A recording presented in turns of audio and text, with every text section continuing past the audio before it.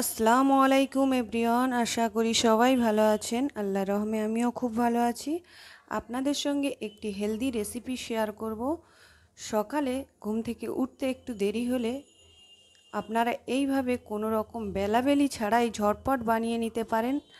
বাচ্চা থেকে বড়রা সবাই পছন্দ করবে এই হেলদি ব্রেকফাস্ট।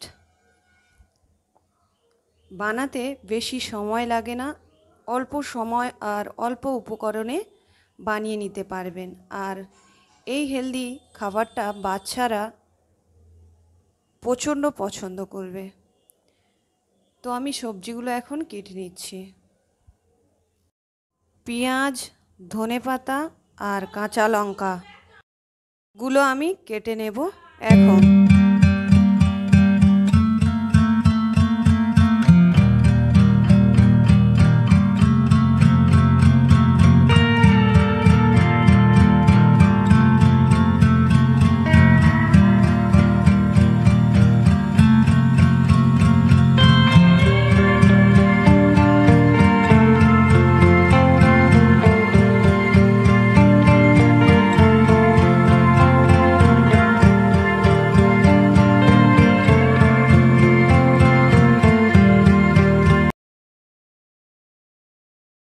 আমি 3টে ডিম নিয়েছি, ডিম 3টে এখন ফাটিয়ে নেব।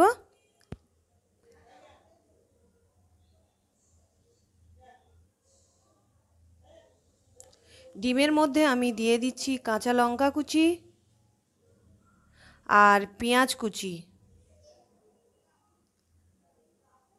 মিডিয়াম সাইজের 3টে পেঁয়াজ কুচি দিয়ে দিলাম আর ধনেপাতা কুচি। আর স্বাদ অনুযায়ী লবণ দিয়ে এটা আমি ভালো করে ফাটিয়ে নেব।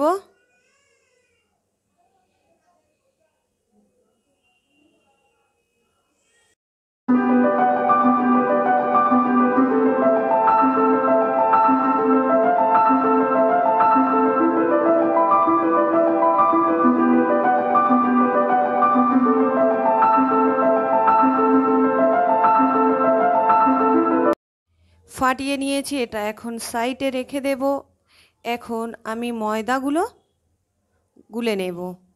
ময়দাতে অল্প পরিমাণ পানি দিয়েছি আর স্বাদ অনুযায়ী লবণ দিয়ে অল্প অল্প পানি দিয়ে আমি ময়দাটা গুলে নিয়েছি।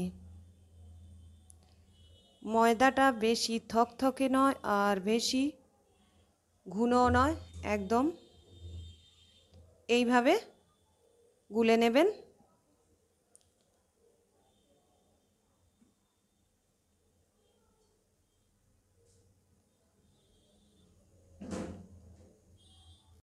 একটি কড়া নিয়েছি, কড়ার মধ্যে অল্প পরিমাণ তেল ব্রাশ করে দিয়েছি। এরপর এখান থেকে একটু ব্যাটার নিয়ে আমি এখন কড়ার মধ্যে দিয়ে দেব।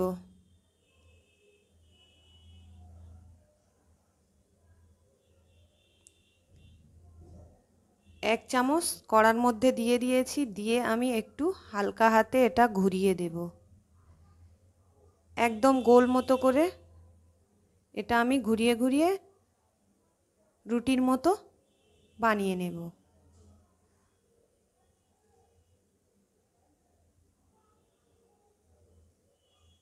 এরপরে যখন এটা একটু হয়ে যাবে, চারি সাইডে আমি অল্প অল্প করে একটু তেল দিয়ে দেব।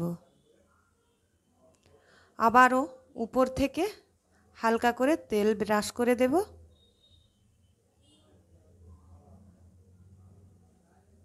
দিয়ে এটা আমি এখন উল্টে দেব। এটা ভালো করে সেঁকে আমি দু পিঠ নিয়েছি, এটা এখন তুলে সাইডে রেখে দেব। এই কড়ার মধ্যে আরও একটু সামান্য পরিমাণ তেল দিয়েছি। এর মধ্যে 1 চামচ আমি ডিমের মিশ্রণটা দিয়ে দিলাম। খুন্তি দিয়ে একটু আমি চারিদিকে ছড়িয়ে দিলাম। এরপরে বানিয়ে রাখা ওই রুটিটা আমি এর উপরে দিয়ে দিলাম।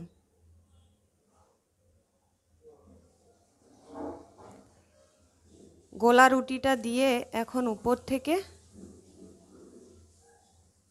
এরপরে একটু ভেজে নিয়ে আমি উল্টে দিয়েছি। আবারও ওই সাইডটা এইভাবে ভেজে নেব।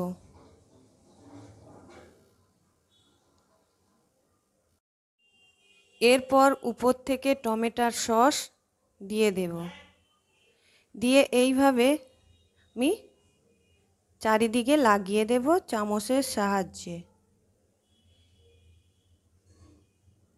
এগুলো বাচ্চাদের ভীষণ পছন্দ হবে, আর বড়রা তো পছন্দ করবে।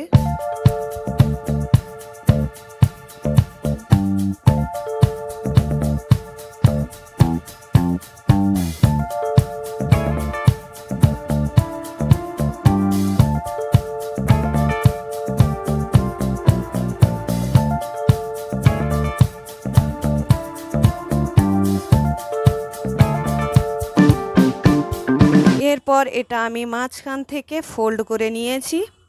দেখতে পাচ্ছেন কত তাড়াতাড়ি আর ঝটপট হয়ে গেল।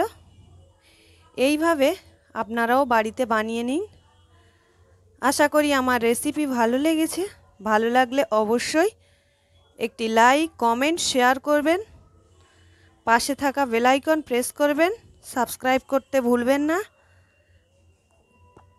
এই রকম সুন্দর সুন্দর রেসিপি নিয়ে আবার হাজির হয়ে যাব আপনাদের মাঝে।